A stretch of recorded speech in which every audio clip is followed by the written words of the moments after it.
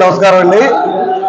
పవన్ కళ్యాణ్ గారు పుట్టినరోజు ఇంకా 10 రోజులు ఉందనగా మా గుడివాడ ఇన్ఛార్జ్ శ్రీ బోరగడ్డ శ్రీకాంత్ గారు నన్ను పిలిచి పవన్ కళ్యాణ్ గారు పుట్టినరోజు 2వ తారీఖు ఉంది కావున ముందు రోజుగా 1వ తారీఖు నాడు బ్లడ్ బ్యాంక్ కార్యక్రమం నిర్వహించాలని మాకు ఆదేశాలు ఇవ్వడం జరిగింది. అలాగే నేను వెనకాల మీకు ఉంటాను, సపోర్ట్ గా నువ్వు చేయని చెప్పి నాకు ధైర్యం ఇచ్చారు శ్రీకాంత్ గారు. ఆయన ఆదేశాల మేరకు నేను ఈ కార్యక్రమం చేపట్టడం జరిగింది.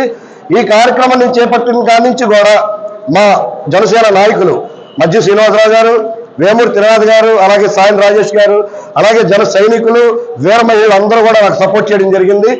ముఖ్యంగా వాళ్ళందరికీ కూడా పేరు పేరున నా ధన్యవాదాలు తెలియజేసుకుంటున్నా. అలాగే నా 10వ వార్డు టీం నరేష్ కానీ, మహేష్ కానీ, అలాగే పవన్ కానీ నాదంతే ఉండి నాకు తోడ్పాటుగా ఉన్నారు ఈ కార్యక్రమానికి. అందరికీ వాళ్ళకు కూడా నా ధన్యవాదాలు తెలియజేసుకుంటున్నా.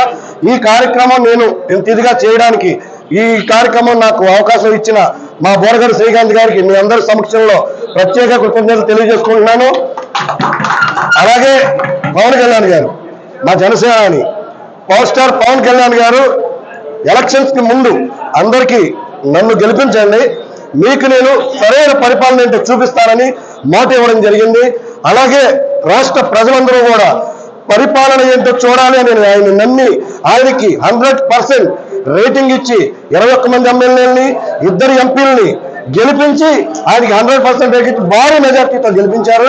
అలాగే పవన్ కళ్యాణ్ గారు ఉప ముఖ్యమంత్రి పదవిని అధిరోహించిన కొన్ని నెలల్లోనే పరిపాలన అంటే ఏంటో మార్పులు చూపించారు.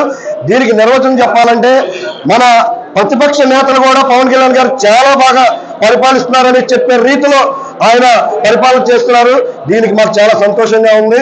అలాగే ముఖ్యంగా మా పవన్ కళ్యాణ్ గారికి మా తెలుగుదేశం నాయకులందరూ ఈ కార్యక్రమానికి హాజరైనందుకు వాళ్ళందరికీ ధన్యవాదాలు తెలియజేసుకుంటూ మా పవన్ కళ్యాణ్ గారికి మా తెలుగుదేశం నాయకుల తరఫున అలాగే మా జనసేన పార్టీ గుడివాడ నియోజకవర్గం ఆ నాయకులందరి తరఫున కూడా రేపు పుట్టినరోజుగా ముందుగా advance happy birthday Pawan Kalyan garu. జై జనసేన.